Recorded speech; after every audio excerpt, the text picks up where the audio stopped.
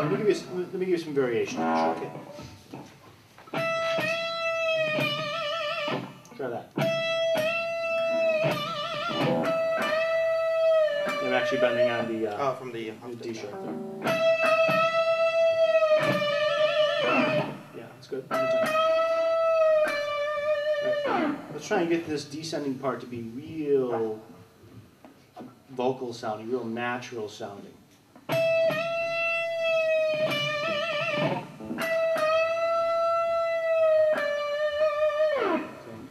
So when we descend the bend, a singer wouldn't usually change the speed of the glissando, of the slide, in the middle. So once the movement begins to happen, I mean, this E note will stay being sung or held out. And once the singer starts moving from E to D, that rate of speed is going to be in a straight line. It's not going to, most of the time, it's not going to start out slow and then get faster to the D and then eventually get to D. What we're really doing is we're implying a move from E to D, but that never really happens. The move only happens from E to E flat, and we pull off to D to imply the rest of the glissando. Because we can only do half using this pitch. We can only do half of what a singer would do. What a singer would really do is just go in a straight line. But this sounds better. In my opinion, in this. By the time you get to D, there's no life left. There's no balls at the end of that.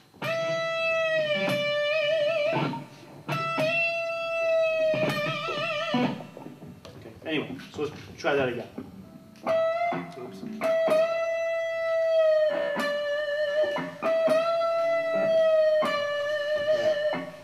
Okay. So let's try.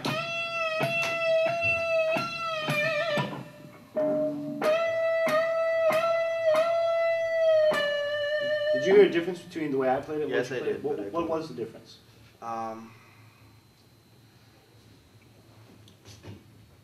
Probably the pick attack came when the note was already bent, right? Or yeah, I bent up. You bent up. I bent down. Yeah. I released down. Listen to Gary Moore. Yeah. He does it all the time. All the time, and he'll often alternate. He'll do a lot of those descending bends, descending bends, descending bends, and then at the end he'll bend up, either on the same pitch or on another pitch, and now that upward bending note is very, very strong. It's much more powerful than if you had all up of that. Gary Moore, for phrasing, is really, really a great player.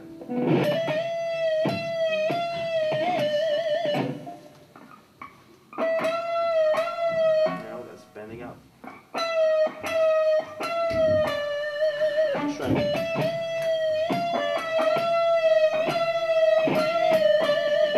Now listen to the end now.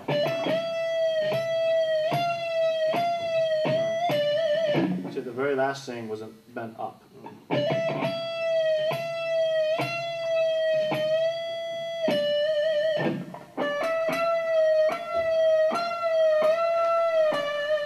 It's only an up and at the end.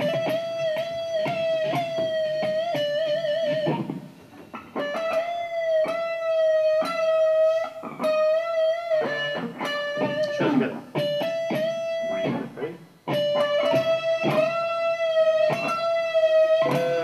One more time. Now.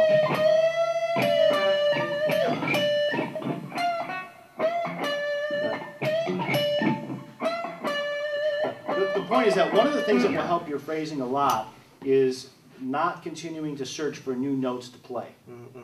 Okay, that, you know, we don't need to add more stuff. We need to take the few notes that you are playing and just make them totally kick ass.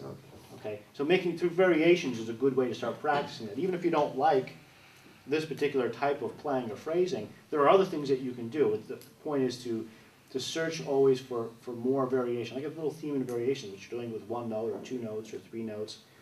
And you'll start to discover over time patterns of things that you like. You know, what I like to do and what you might like to do or hear might be different. But you need to discover what that is. See, right now, I don't think you have any idea because you just keep going from one note to another note to another note to another note. There's no time to even develop. Your phrases aren't developed because there's no time to develop them. Okay. Does that make sense? Totally. And if you can play 2 notes really, really cool, then it's no big deal to play 3 notes or 4 notes or 10 notes really, really cool. Okay. You know, but if you struggle to make that 1 or 2 notes sound good, adding more notes, that's like putting earrings on a pig. I'm not saying you're playing as a pig, I'm just using the analogy. But still will look It doesn't get prettier as you put earrings on it. You know? just prettier. Okay. A little bit. Anything else you want to talk about right now? Oh, not really. I got a lot of Cool. things. Yeah. to think about. Vibrato, priority number 1. And phrasing. Phrasing, priority number 2. Cool. I mean, if you never got any faster, if you never improved your guitar technique, if you gained no more technical skills, if your ear never developed, if your music theory never developed, if you just did phrasing and vibrato and got that really, really high, people would perceive you as a great guitar player. All right. You know, Cool. I mean, how much music theory do you think Eric Clapton knows? I mean, how much technique does he have? You know, not much more than you. So, but you know, he's an icon to many guitar players. Cheers. So, Thank yeah. you. All right, take care.